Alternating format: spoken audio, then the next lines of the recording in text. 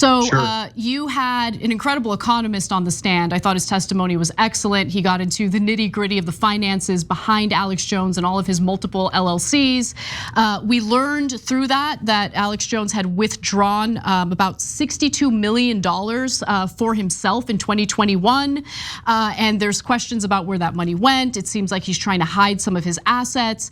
And you had said something that I'm trying to understand a little better. You had mentioned that if he does go through with bankruptcy, it could actually make the compensatory damages cap moot. And I want to understand how that works. Sure, and I don't think moot is quite the right word. So let me walk this through this because a lot of people are asking about this too. In Texas, there is a $750,000 cap per cause of action and defendant for punitive damages added on to a verdict for mental anguish. In this case, there are 3 causes of action and there are 2 defendants per each cause of action. So that adds up to an additional $4.5 million that can be put on this cap. Along with the $1.5 million sanctions that was already awarded to these plaintiffs, we're talking just about $10 million judgment that they would seek if the cap is applied. Now, clearly we can appeal that cap, and there may have been never a better case to do that under than this case right here to challenge it on due process grounds. But instead of spending years in the appellate court, what most likely is going to happen is all of these claims are going to be kicked into this bankruptcy court and they're going to have to be valued there. And then because the plaintiff has the ability to maybe appeal that and potentially win, that contingency will need to be factored in, baked into the valuation of the case in the bankruptcy court. And as I said, you're going to be seeing multiple plaintiffs bringing these suits. You've got the Lafferty plaintiffs coming in, that's 9 of them there. 2 more of my clients are going to be bringing another suit after that. Also, there's a young man who was misidentified as the Parkland shooter. He has a claim that I have him representing against Jones. So when all of these plaintiffs finally end up in the bankruptcy court, they're just going to be carving up the pie. And I think from what we've seen, there's a good chance that there's not going to be enough for everybody's verdict, that everybody's going to have to prorate these out anyway. But what it's going to be is the end of InfoWars when that happens. Interestingly enough, most defendants would use that bankruptcy escape hatch as some sort of protection over themselves. In this case, I predict it's going to go the exact opposite. Mr. Jones is going to be subjected to a level of financial scrutiny over his transactions that he has never seen before. And considering what we know has gone down in that courtroom and their ability to tell the truth on the stand there, as well as we know that we now have his text messages, I don't think any of that's going to go very well, particularly once federal receivers are involved.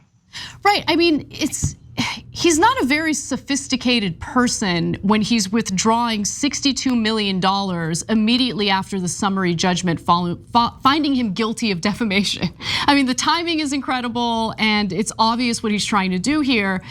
So I am curious to see how it plays out, and anyone with 2 brain cells to rub together can kind of see what he's trying to do. To that point, when it comes to the money that he's able to make by spouting these lies about victims, right? Here we're talking about the Sandy Hook victims, but as you perfectly outlined in the trial, he has spouted similar lies when it comes to other tragedies in this country, including the Boston bombing, other mass shootings. It's actually kind of incredible that it took this long for a lawsuit to be filed against him and for him to lose in the way that he has. But something that stands out to me is that he has made $165 million in just 3 years by selling supplements. And I know that what I'm about to ask you calls for speculation. However, I'll allow it. Thank you. Do you think that he's really making that money from selling these weird supplements, or is there a possibility that there's something else more nefarious going on, potentially money laundering? Yeah, that's something. It really is speculation, right? I mean, I see the spreadsheets, I see the numbers, and it's believable on some level that he could be generating that kind of revenue because he's created an intensely loyal fan base. And in fact, I think it's a very low percentage of his viewers that are actually buying these supplements, but they're just buying them hand over fist. The question of what other shenanigans are going on with his money is literally what the next 2-3 months is going to be about. And there's going to be a lot of revelations, that's for sure. And we know he has other revenue streams. We know, for instance, that right before this trial, some anonymous donor threw $8 million in Bitcoin into his account, just out of nowhere. So yeah, we expect to see a lot more surprises. But we also believe, Mr. Jones may not be the best manager of his money. So that revenue may not exactly reflect what he has sitting today. But when you're generating that kind of money, and when you're making these frantic efforts over the past year to try to put a fig leaf over some sort of asset protection plan, yeah, right now the whole house of cards looks very, very vulnerable. You know, one thing that was disheartening was the moment when Neil Heslin was able to testify, and he was looking forward to that moment because he finally got a chance to kind of confront Alex Jones about what he had done to his family. And Alex Jones, of course, wasn't in the courtroom. And then there was some scheduling mix-up where Jones was in the courtroom when Scarlett Lewis testified, and it was powerful testimony on its own. But what I appreciated about that moment was that she called him out on the lies he continues to tell even as this trial is ongoing. Can you discuss that? That was an interesting moment, and I actually think of all the many, many mistakes that Mr. Jones made in his legal defense and all of that. Walking into the courtroom before Scarlett Lewis continued testifying was maybe the greatest mistake he made. When he sat down in that chair and she could make eye contact with him on the stand, it galvanized her, and she turned into a symbol of righteousness and a symbol of love and understanding and confusion in the face of what Mr. Jones was doing, and it hit hard. He was walking in and out of that courtroom all the time, just showing up whenever he'd want to, accompanied by a ragtag group of security. It looked weird, but when he sat down there and he did that, by then the case was over. The cross-examination of Jones was just a cathartic moment for everybody. That jury completely understood everything that was going on from the moment Ms. Lewis testified. It was powerful, and I think it's going to live with everybody who was in that courtroom. Something that was shocking was how first of all, the patience demonstrated by the judge really blew me away. She had patience that I don't think most people would have in response to Alex Jones lying under oath, in regard to Jones and his staffers ignoring her rules. And you did a great job in monitoring what InfoWars was up to during the trial, what they were talking about on the show. So can you discuss what you noticed in their programming? Because it is incredible that they're going through this trial, everyone's focusing on it nationally, and yet they just can't stop themselves from continuing what got them in trouble in the first place. It was stunning, and I need to give a hat tip here to my consulting expert Dan Friesen of the podcast Knowledge Fight, who I would consider maybe the nation's foremost authority on Alex Jones. And he and his team were monitoring the broadcast during the trial, because I'm in the courtroom, I can't do that. And it's wild to think that during this trial, they had their people on air putting pictures of the judge on fire, calling her a pedophile, saying that the jury is a bunch of blue-collar yokels who don't know what planet they're on, and that's not what we're talking about. There was so much more that happened in the trial. If any of those things happened in a normal trial, that would be the story. But here, there was so much more that those are almost buried in the details.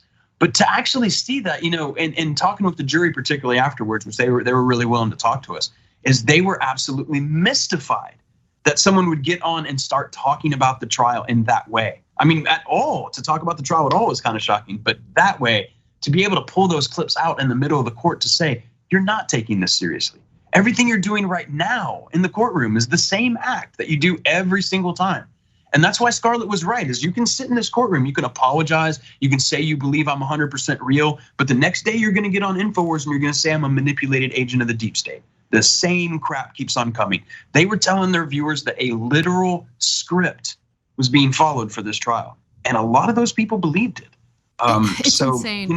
I can only hope that this really is. It looks like it. I really hope that this is Mr. Jones' exit from the American stage, because even with his reduced reach, his reduced power, all of his fall from grace, he still has command over a frightening amount of people at the moment. Yeah, I totally agree with you on that. And what I'm actually concerned about is, I see Alex Jones and InfoWars as a symptom of a broader problem that we're facing in this country. The lack of trust in our media, I think, is justified, to be quite honest with you. I mean, we critique the corporate media on the show regularly, what they withhold from the American public and all of that. And so I'm worried that we're just dealing with a symptom, although we should definitely deal with this symptom because he's victimizing innocent people. He's traumatizing people who've already been traumatized through terrible, tragic events. But at the same time, if we do away with Alex Jones, is that enough to stop all the grifters that exist in the periphery who make money off of, trafficking these lies about people. No, it's not. And I'm gonna tell you right now, as a plaintiff's lawyer, I'm not here to save you. I can't. I really can't. And we can punish the people who need to be punished. I'm certainly carrying on the fight. Y'all may know that I'm suing on behalf of Imran Alron, who was maliciously defamed by the Daily Caller and Salem Publishing about this IT hacking scandal in the House that was invented out of nothing. And I'll keep pursuing these kinds of things one at a time, throwing those starfish back into the sea. But I think you and I both know the real answer, which is until we have an American government that provides substantially for the material needs and psychological needs of the American people, they will continue to be vulnerable to this kind of misinformation and manipulation. Until that happens, you're right, it's just a symptom of a much, much bigger problem. So what do you see happening in the future? Because this is just one of several trials that Alex Jones is gonna have to face as a result of this summary defamation judgment. Can you talk a little bit about what the future holds with the upcoming trials and how you see it playing out? Yeah, it's interesting. It's gonna depend a lot on what the bankruptcy court does and what happens in the next few weeks when we're up there. If it could turn into a full-blown catastrophe for Mr. Jones, the whole bankruptcy could get dismissed, or the bankruptcy could itself turn into a tar pit he cannot get out of that ultimately pulls him down under. Those courts will probably at some point in the very near future refer both of the cases that are pending in Texas back down to trial, as well as the Connecticut case. And those will get tried to a jury. And then we'll either be right back to a bankruptcy court or we'll be going to those state courts to enforce those judgments. And no path on this looks good for Mr. Jones. There's not a road here that is a protected road where he thinks he's gonna get off of a silver bullet. It's not gonna happen. Somewhere or another, depending on what form it's gonna be, there is a massive reckoning to be coming over the next 4 to 5 months. And that's what's almost sort of poetic about it too, is that this isn't going to be a sudden bang or a whimper, right? This is going to be a long process where Mr. Jones slowly and surely deconstructs. And we plan to help that process along. And at the end of it, yeah, we really believe that Mr. Jones will be gone from the American stage. You seem like a strong person who can withstand intimidation and threats from Alex Jones's supporters. But I am curious, since you are so public and you've made news with the way that you've handled this case, have you dealt with any threats against you or family members? Oh yeah, constantly. And it was even earlier in the case. There were things happening where Jones or his lawyer Robert Barnes would get on InfoWars and say stuff about me, and then my phone would get filled up because my email's easily accessible. But what really worried me is I ended up getting messages on my wife's phone, on her text messages, which should not be available. In the wake of this trial, I have an email box. Normally when you get out of trial, it's pretty full because you're ignoring your work. This time it's full of every media organization, tons of fan mail, and more crazy people threatening to kill me than you could possibly believe. I've learned though from my clients, those aren't the people you have to worry about. People who send those impotent messages. It's the ones who never send a message. Right. And so I'm being careful, but it's part of the territory that comes with this job. I know one thing is my clients have seen some heat come off of them. This Sandy Hook hoax lie is now buried, except for the most crazy people in America. Nobody really believes this stuff anymore. They've moved on to other things. So for them, it's nice to see a light at the end of the tunnel. A light where their life can be more about honoring Jesse's memory than trying to fight for the fact that he existed. Absolutely. I mean, it's sociopathic what they've been doing at InfoWars. I can't imagine further victimizing people who just lost their children in a shooting like this. And again, I just want to go back to what I opened this interview with. Thank you, because it feels good. Even if you're not personally impacted by what Alex Jones is doing, it feels good to see justice for these families. It's been absolutely heartbreaking. And I really hope that they now have the opportunity to heal and put this Alex Jones part of the tragedy behind them. So final question for you, I guess, is, if you could just change one thing about how this has played out. It's played out pretty well, I'm gonna be honest with you, but it's taken years. I mean, 4 years Alex Jones would not cooperate with the discovery process. If there's one thing that you wish could have been different, what would it be? Absolutely nothing. That 4 years of contempt and disobedience to the court ended up fully funding all of our expenses that we put forward for the Sandy Hook families. We keep saying, well, we were funded by Soros money or anything. No, we didn't need any of that. We paid for it ourselves up front, and then Alex Jones ended up paying for it. And that process kind of revealed the whole rotten edifice of InfoWars. And for it to conclude in this way, in this poetic of a fashion, I wouldn't change a single thing. And I haven't seen these families this happy ever. I love it. Mark Bankston, you're doing incredibly important work. Thank you so much for speaking with us and giving us a look behind the scenes. I really, really appreciate it. And I hope you'll come back on soon. Absolutely. Thank you for all you do. Solidarity forever. Thanks for watching The Young Turks. Really appreciate it. Another way to show support is through YouTube memberships. You'll get to interact with us more. There's live chat emojis, badges. You've got emojis of me, Anna, John, JR. So those are super fun. But you also get playback of our exclusive member-only shows and specials right after they air. So all of that, all you gotta do is click that join button right underneath the video. Thank you.